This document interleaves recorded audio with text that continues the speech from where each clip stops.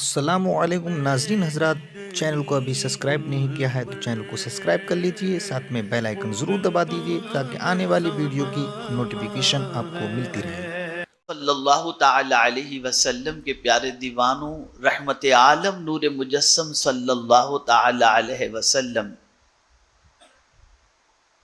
सिर्फ माह रमज़ान शरीफ की तैयारी शाबान की 27 या 28 को नहीं करते थे, बल्कि माह रमज़ान शरीफ के पाने की दुआ हुजूर सल्लल्लाहु अलैहि वसल्लम रजब से किया करते थे। तो जैसे ही माह रजब का चांद नजर आता तो मेरे आका सल्लल्लाहु अलैहि वसल्लम दुआ करते, अल्लाहुम्मा बारिक लना फी रजबिन व शाबान व बल्लिगना रमदान। ए अल्लाह, माह रजब और शाबान में हमारे लिए बरकतें अता फरमा और हमें माह रमजान नसीब फरमा दे। अब जिस महीने के पाने की दुआ हुजूर सल्लल्लाहु अलैहि वसल्लम कर रहे हो, वो महीना कितनी अजमत वाला महीना हो।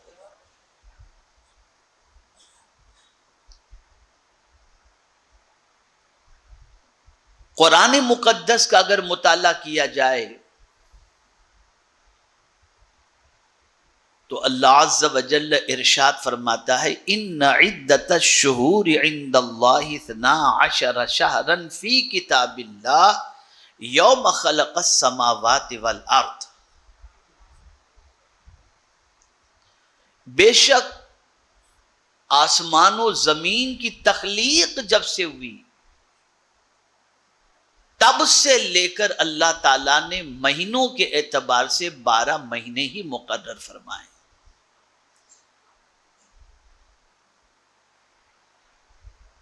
तो ये 12 महीने जो हैं साल के, इसका तकर्रुर अल्लाह अज़्ज़ व जल्ल ने जमीन और आसमान की तख्लीक के साथ ही फरमा दिया। ये साल के 12 महीने होंगे।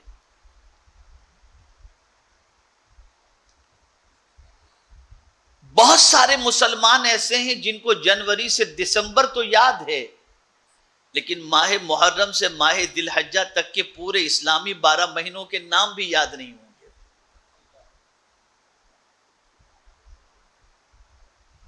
कितना बड़ा अलमिया है कि जिस मजहब के मानने वाले हो उस मजहब के 12 महीनों के नाम भी मुसलमानों को याद नहीं है। बहुत सारे मुसलमान ऐसे होंगे, 2-4 नाम के बाद बिल्कुल ढीले पड़ जाएंगे, आगे मालूम नहीं।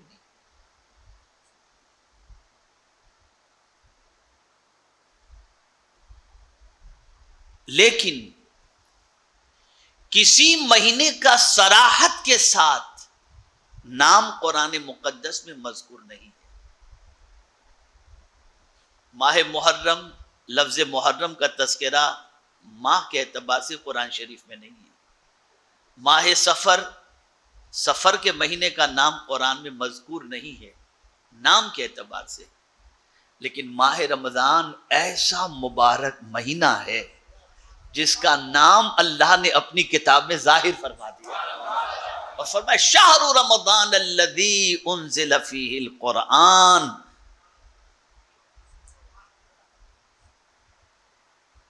और फिर इस महीने की अजमत को आकाए करीम सल्लल्लाहु अलैहि वसल्लम ने उजागर फरमाया तो यूं इरशाद फरमाया कि ये 12 महीनों का दिल है माह रमजान। अगर ये महीना संवर गया तो पूरा साल तुम्हारा सुधर जाएगा। ये महीना संवर गया तो पूरा साल संवर जाएगा। जिस तरीके से दिल के हवाले से रसूल आजम सल्लल्लाहु अलैहि वसल्लम ने फरमाया, अला इन्न फिल जसद मुदगतुन इदा सलुहा सलुहल जसद कुल्लु व इदा फसदत फसदल जसद कुल्लु अला वहियल कल्ब अला वहियल कल्ब अला वहियल कल्ब।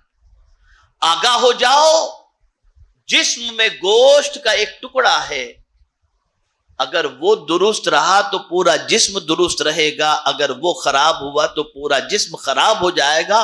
सुन लो, वो दिल है, वो दिल है, वो दिल है।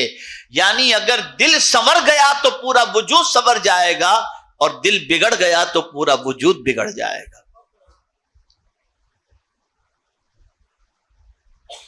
आज के दौर में एक बड़ा मसला है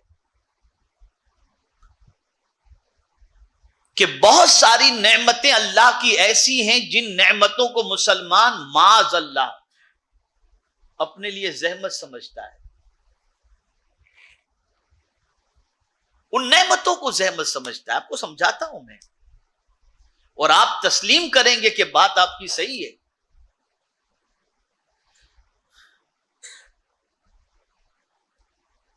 मिसाल के तौर पर माह रमजान शरीफ में तरावी में अगर कोई अच्छा कारी कुरान आ गया और आराम से पूरा कुरान सुनाता है और आपको सुनने में टाइम लग जाता है, तरावी लेट खत्म होती है, तो ये बड़ी नेमत बहुत सारे लोगों के लिए जहमत बन जाती है, और कहते हैं मौलाना कोई अच्छा हाफिज लाइए जो यालमुन तालमुन सुनाए और जल्दी से अब फ्री हो जाएं।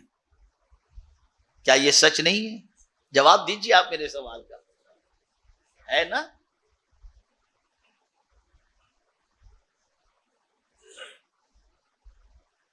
बहुत सारे लोग मस्जिद के अंदर अगर अल्लाह अज़्ज़ व जल और उसके रसूल सल्लल्लाहु अलैहि वसल्लम का जिक्र तवील हो जाए तो उनकी तबीयत बेचैनी इस तबीयत के अंदर शुरू हो जाती है। इतनी बड़ी नेमत आपके लिए ज़हमत बन गई। और आगे थोड़ा सा बताऊंगा तो आप खुद महसूस करेंगे, बहुत सारों के लिए मस्जिद के अंदर जल्दी आकर के इबादत करना या बैठना ये भी उनके लिए ज़हमत है, बाहर खड़े रहने में ज़हमत नहीं। इसलिए खुतबे जुमा शुरू होता है तो मस्जिद में एंटर होते हैं, और जहां जमात खत्म हुई फौरन भागे। तो अब जन्नत भी उनके लिए माअज़ल्लाह ज़हमत बन गई। रुए जमीन की जन्नत क्या है? रसूल आजम सल्लल्लाहु अलैहि वसल्लम फरमाते हैं, मस्जिद रुए जमीन की जन्नत है, जन्नत है। तो अब जन्नत में भी दिल नहीं लगता लोगों का। इतने गुनाह में डूब गए, इतने गुनाह में डूब गए, इतने गुनाह में डूब गए कि अब सुकून भी तलाश करते हैं तो गुनाह में तलाश करते हैं, नेकियों में तलाश नहीं करते। यह है मुसलमान की पोजीशन। इसी तरीके से बहुत सारे सिगरेट पीने के आदि, चेन स्मोकर, बहुत सारे जी भर कर खाने वाले लोग,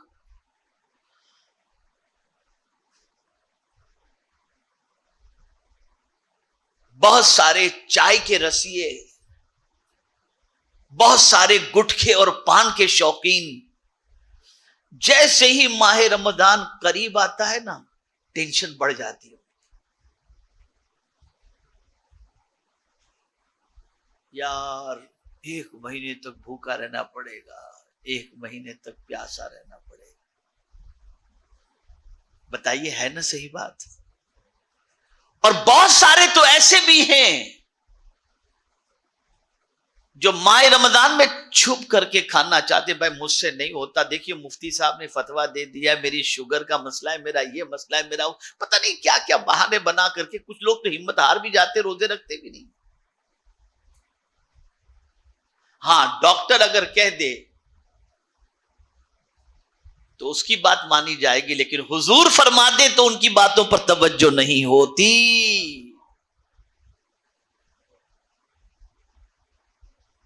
तो बहुत सारे माह रमजानुल मुबारक की आमद को टेंशन अपने लिए माअज़ल्लाह समझते हैं, और हुजूर दुआ करते थे कि अल्लाह रमजान तक हमें जिंदा रख ताकि रमजान हमें नसीब हो जाए। कहां है हमारी फिक्र, मुझे बताइए आप। जो रसूल आज़म सल्लल्लाहु अलैहि वसल्लम की पसंद है, उस पसंद को हम पाने के लिए तैयार नहीं है। आपको मालूम है, आकाए करीम सल्लल्लाहु ताला अलैहि वसल्लम माह रमजान शरीफ की आमद होती तो सरकार सल्लल्लाहु अलैहि वसल्लम के चेहरे का रंग फक हो जाता सरकार का चेहरे का रंग। किस वजह से जानते हैं? इस वजह से कि कहीं ऐसा न हो कि कोई ऐसी बीमारी, कोई ऐसी तकलीफ आन पड़े जिसकी वजह से माह रमजान की इबादतों का हक मैं अदा न कर सकूं, या माह रमजान के अंदर मैं बीमार पड़ जाऊं और मुझसे रोजे छूट जाएं या ये तकलीफ हो जाए। इसलिए दुआ करते थे, अल्लाह रमजान को हमारे लिए सलामत रखना, रमजान में हमको सलामत रखना। ये दुआएं हुजूर सल्लल्लाहु अलैहि वसल्लम अल्लाह अज़्ज़ व जल्ल की बारगाह में किया करते थे। मैं उन लोगों से पूछता हूं, क्या ये महीना आपसे कुछ लेने आता है? नहीं, ये महीना तो वो कुछ देने आता है जो कोई और महीना देने वाला भी नहीं। ये वो महीना है। आइए मैं आपको थोड़ा सा समझाते हुए चलूं। ताजदारे कायनात सल्लल्लाहु ताला अलैहि वसल्लम इस माह मुबारक के हवाले से फरमाते हैं, शहरुन अव्वलुहु रहमतुन व औसतुहु मगफिरतुन व आखिरुहु इतकुम मिनन नार। रमजान का शुरू का अशरा रहमत का है, दरमियान का अशरा मगफिरत का है, और आखिर का अशरा जहन्नम से छुटकारे का है। अब मैं आपसे पूछता हूं, जिस माह मुबारक का हाल ये हो कि शुरू के 10 दिन अपने दामन में रहमतों को लेकर आते हों, दरमियान के मगफिरत के हो और आखिर के जहन्नम से छुटकारे के हो, अब छुटकारे से बड़ी दौलत भी क्या हो सकती है? ये माह मुबारक आता है, हमें जहन्नम से नजात का परवाना देकर चला जाता है। कमर कसो इस माह मुबारक के लिए, दुआ करो कि अल्लाह ये माह मुबारक नसीब फरमाए। कितनी बरकत वाला महीना है। कौन आपको सताता है नेकी के सिलसिले में? कौन रोकता है आपको नेकी के सिलसिले में? आप नमाज पढ़ने के लिए जाते हैं तो कौन आपके पैरों में बेड़ियां डाल देता है? आप तिलावत करना चाहते हैं तो कौन आपके दिल में वसवसे पैदा करता है कि टाइम चला जाएगा?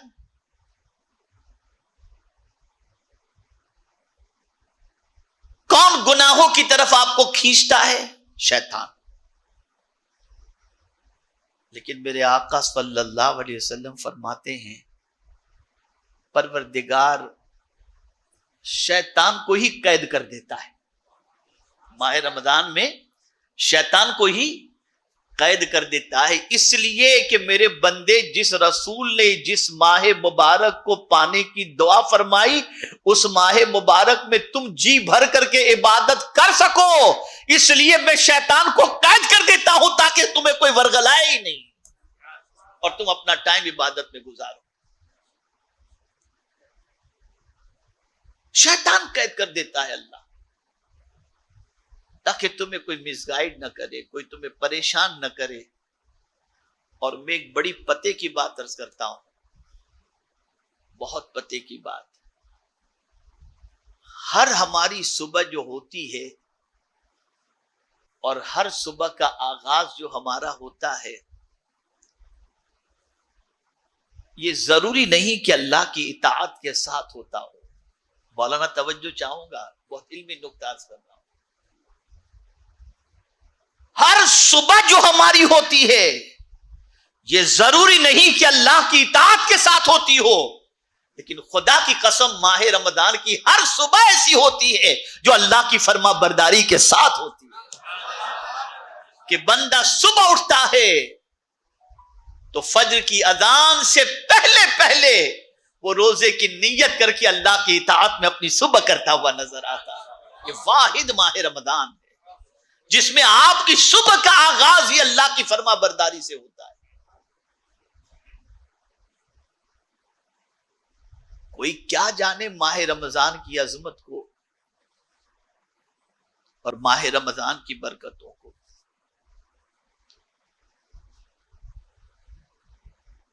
ताजदारे कायनात सल्लल्लाहु ताला अलैहि वसल्लम ने हजरत सलमान फारसी रदी अल्लाह ताला अन्हु फरमाते, 29 शाबान को आकाए करीम सल्लल्लाहु अलैहि वसल्लम खुतबा फरमाते थे, खिताब फरमाते थे सहाबाए किराम से, और फरमाते थे कि एक महीना तुम पर साया फगन होने वाला है, जिस माह मुबारक के अंदर अल्लाह नफिल के सवाब को फर्ज के बराबर कर देता है और फर्ज के सवाब को 70 फर्जों के बराबर कर देता है।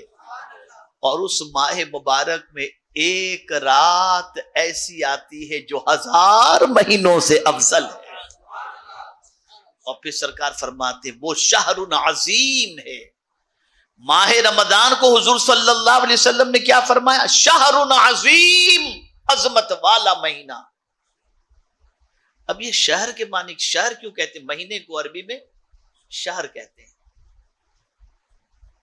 जैसे आप देखें कि किसी इलाके से जाएं, कोई बड़ा शहर आपको बड़ी कुमकुमाती कुमकुमे नजर आए, लाइटिंग नजर आती है, तो हाँ देखो ये बॉम्बे आ गया, ये शहर आ गया, ये बड़ा शहर है, कहते हैं ना, शहर कहते हैं।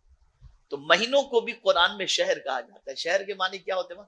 जाहिर होना। क्या कहते हैं? शहर के मानी क्या होता है? बोलिए। जाहिर होना। शहर के मानी होता है जाहिर होना।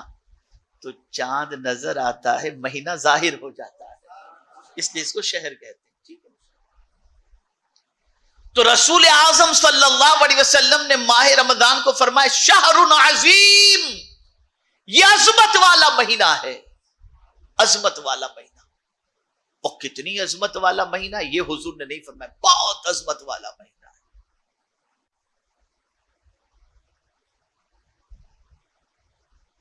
अब इस अजमत वाले महीने को समझना है तो यूं समझें कि वो किताब जो किताबे हिदायत है, जो किताबे शिफा है, जो किताबे नजात है, जो अल्लाह की किताब है और सबसे अजमत वाली किताब है, जिसके एक हर्फ के पढ़ने पर अल्लाह 10 नेकी अता करता है, और जो किताब जमीन के ऊपर भी मददगार, कब्र के अंदर भी मददगार और महशर में भी मददगार होगी। अल्लाह ने उस किताब को नाजिल करने के लिए किसी और महीने का इंतखाब नहीं, माह रमजान ही का इंतखाब फरमाया। फरमाया शहरु रमजान अल्लज़ी उन्ज़िल फ़ीहिल कुरआन।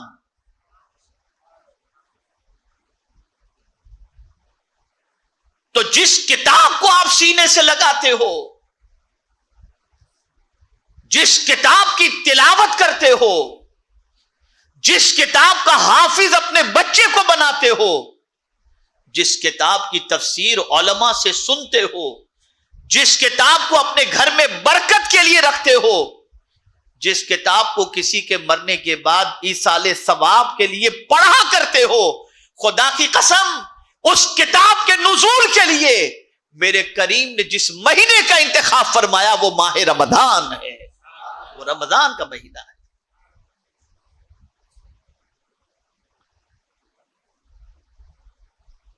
और कुर्बान जाइए, किसी महीने में कुरान की इतनी तिलावत नहीं होती जितनी माह रमजान में तिलावत होती है।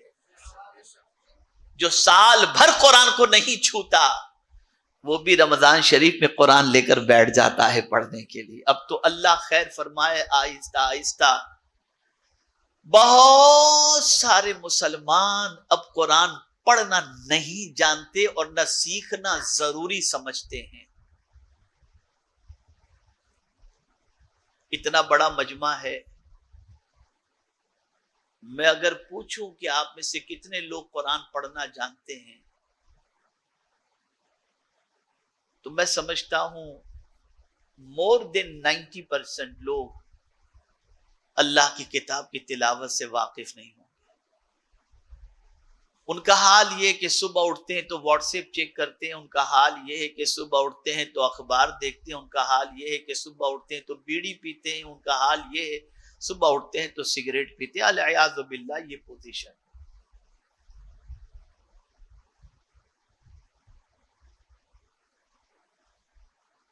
जो किताब उठाने के लिए आई और कहां तक उठाकर ये किताब ले जाती है, कोई किताब ऐसी नहीं कि जिसको पकड़ो तो वो किताब उठाए, कोई किताब ऐसी नहीं। ये कुरान ही अल्लाह की वो किताब है कि जो इसको पकड़ लेता है, ये किताब उसको गिरने नहीं देती, ये किताब उठाती है। और कहां तक उठाती है? सिर्फ जमीन से थोड़ा सा 1-2 मंजिला ऊपर तक या आसमान तक नहीं उठाती, बल्कि हदीस शरीफ के अंदर है, कुरान पढ़ने वाले को कयामत में अल्लाह फरमाएगा, इकरा वरफा, कुरान पढ़ और बुलंदी पर चढ़ता चला जा। तो ये किताब कयामत में भी बुलंदी अता करेगी। ये वो किताब है। मुसलमानों सुन लो, कब्र में टीवी नहीं आएगा, कब्र में व्हाट्सएप नहीं आएगा, कब्र में दिल बहलाने के लिए यूट्यूब नहीं आएगा।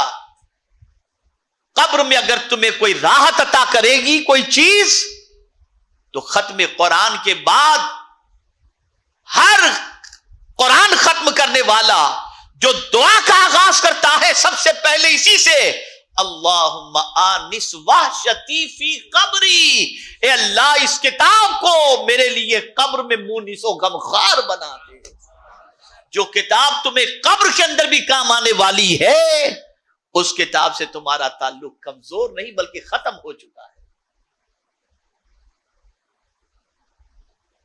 आदमी सोचता है मैं अब इस उम्र में सीखने के लिए जाऊं, नन्हे नन्हे बच्चे सीखते, मैं सीखूं।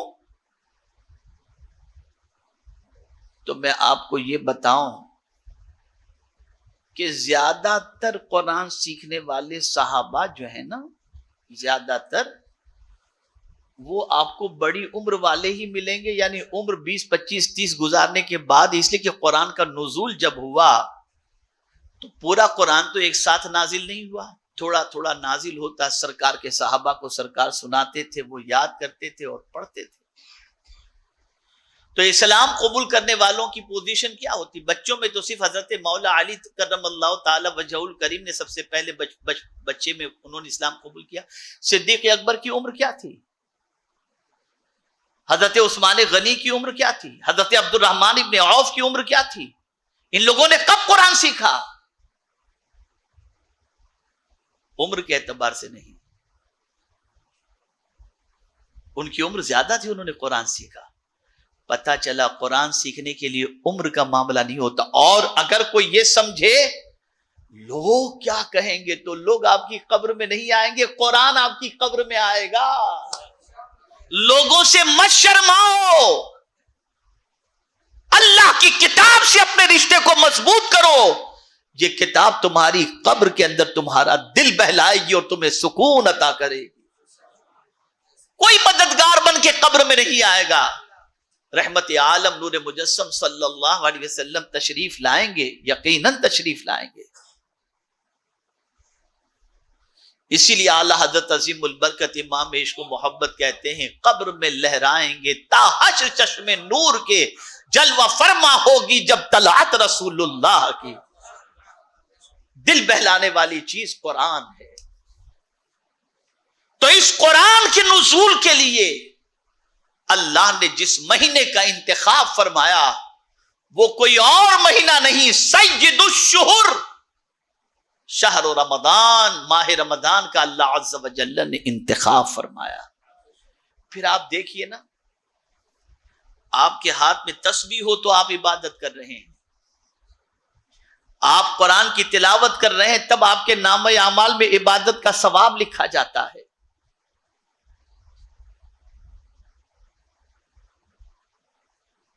आप महफिल के अंदर बैठे, अल्लाह उसके रसूल का जिक्र सुन रहे हैं तो इबादत का सवाब लिखा जाता है।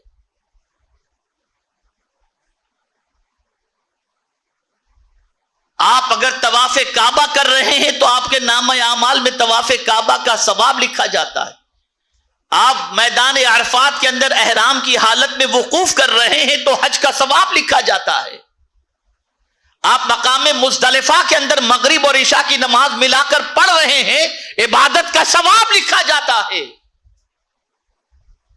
लेकिन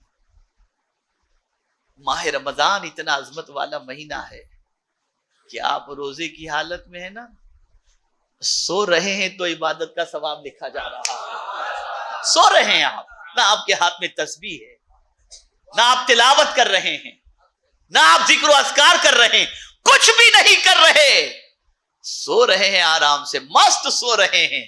लेकिन कुर्बान जाइए, आपके नाम आमल में सोने पर भी अल्लाह इबादत का सवाब अता फरमाता है। ये सिर्फ इसी महीने की खुसूसियत है। नफिल रोजे का अपना मकाम है, लेकिन माह रमजान के रोजे फर्ज हैं, और इसमें अगर कोई सोता भी है तो अल्लाह ताला इस पर इबादत का सवाब अता फरमाता है। अल्लाह, ए रसूल गिरामी वकार सल्लल्लाहु ताला अलैहि वसल्लम के प्यारे दीवानों,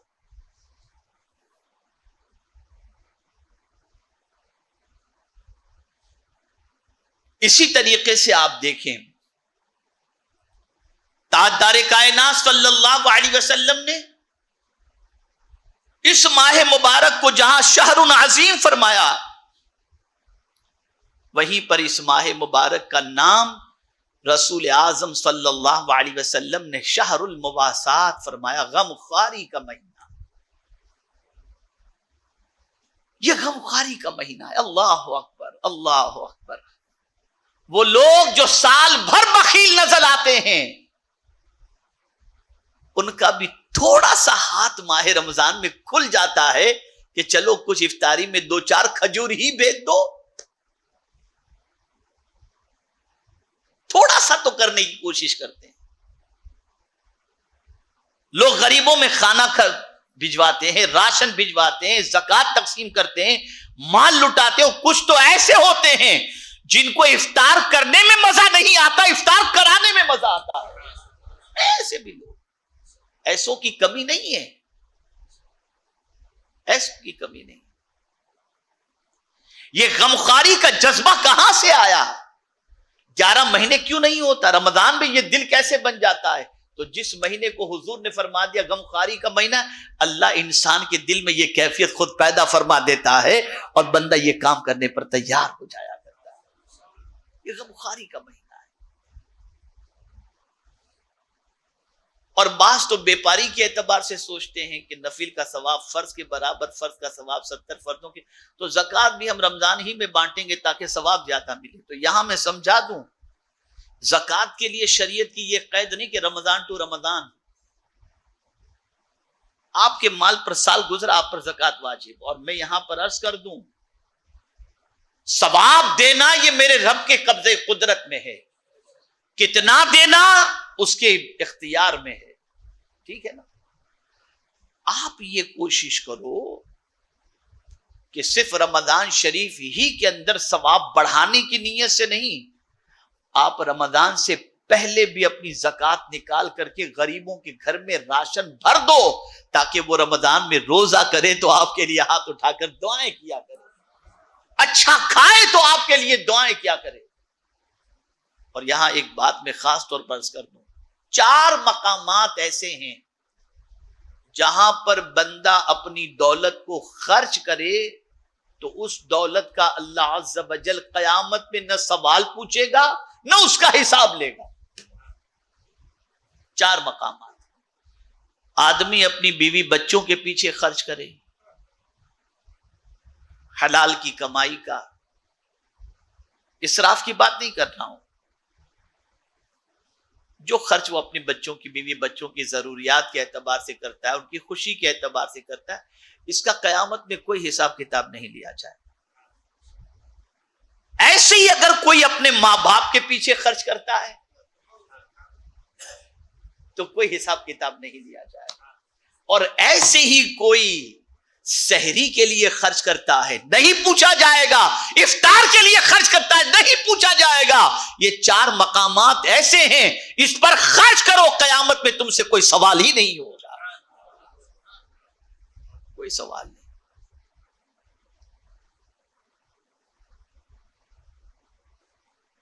और मेरे प्यारे आका सल्लल्लाहु अलैहि वसल्लम के प्यारे दीवानों, रमजान को रमजान क्यों कहते हैं? तो रमदा के मानी होता है जलने और जलाने के।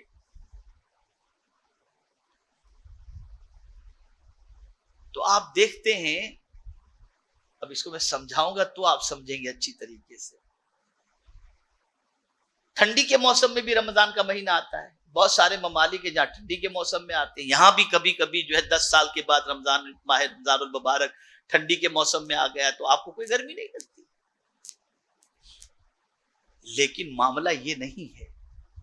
हाँ, माह रमजान आया था गर्मी के मौसम में, इसलिए इसका नाम रमजान रखा गया, ये भी एक रिवायत मिलती है।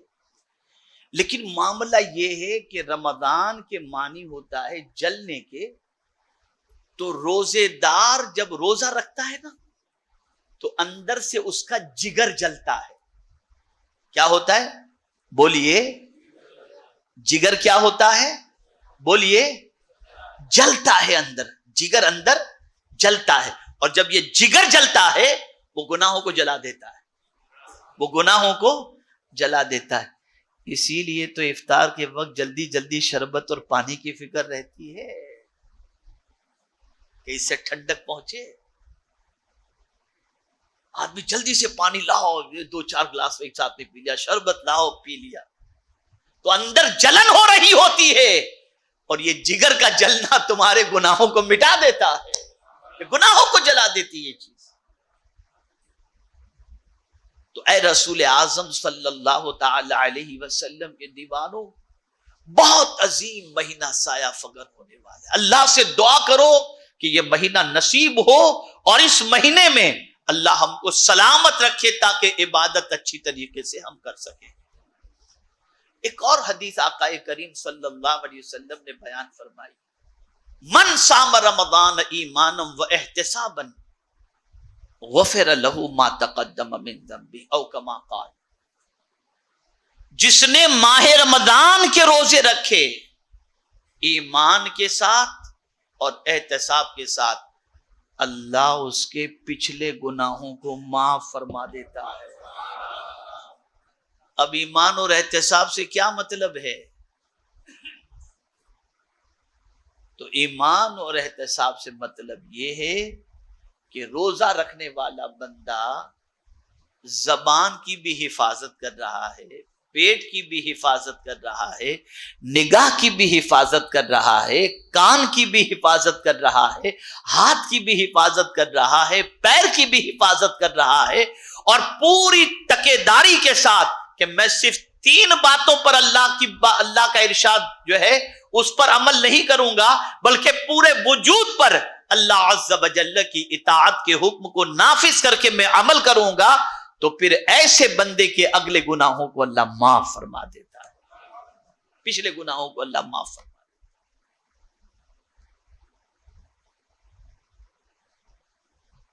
तो रोजा जब रखो तो झूठ मत बोलो, रोजा जब रखो चुगली मत करो, रोजे की हालत के अंदर गीबत मत करो, रोजे की हालत के अंदर निगाहों को आवारा मत करो, रोजे की हालत के अंदर गाने, गजलें, गीबत, बुराइयां कान से मत सुनो, रोजे की हालत में बुराइयों की तरफ मत जाओ, रोजे की हालत के अंदर हाथ से गुनाह न करो, बल्कि रोजे का पूरा ख्याल करते हुए हर चीज को, पूरे वजूद को अल्लाह की नाफरमानी से रोक लो कि कोई मुझसे गुनाह सरजद नहीं होना चाहिए। आपका काम बस इतना था, आपने तो सिर्फ माह रमजान में अपने आप को इस चीज से रोक लिया। मेरे करीम की शान यह है कि ये रुकना रसूल आजम के फरमान की रोशनी में पिछले सारे गुनाहों की माफी का जरिया बन गया, माफी का जरिया।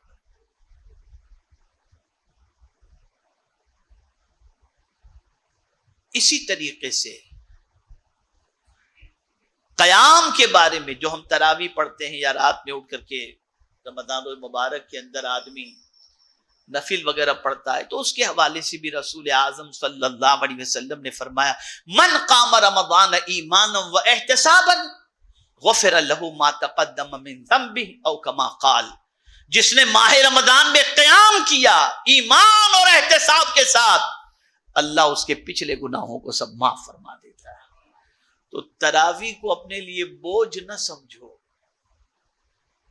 अगर थोड़ी देर खुदा की बारगाह में रोज खड़े रहने पर जिंदगी के सारे गुनाह माफ होते हो तो ये नुकसान का सौदा नहीं, ये बड़ा सस्ता सौदा है, ये बड़ा सस्ता सौदा है। तो ऐ रसूल आजम सल्लल्लाहु ताला अलैहि वसल्लम के दीवानों, तो अर्ज करने का मंशा ये है कि माह रमदानुल मुबारक के अंदर अपने वजूद को गुनाहों से बचाओ, गौरबा यतामा और मसाकीन का और जरूरतमंदों का ख्याल भी करो, और साथ ही साथ अपने आप को इबादत के लिए बिल्कुल रेडी कर दो। और एक खास बात जो है वो ये है कि इस महीने को अपने लिए टेंशन नहीं, रहमत समझो। क्या समझोगे? रहमत। घबराना नहीं, डरना नहीं, क्या होगा? कुछ नहीं होगा।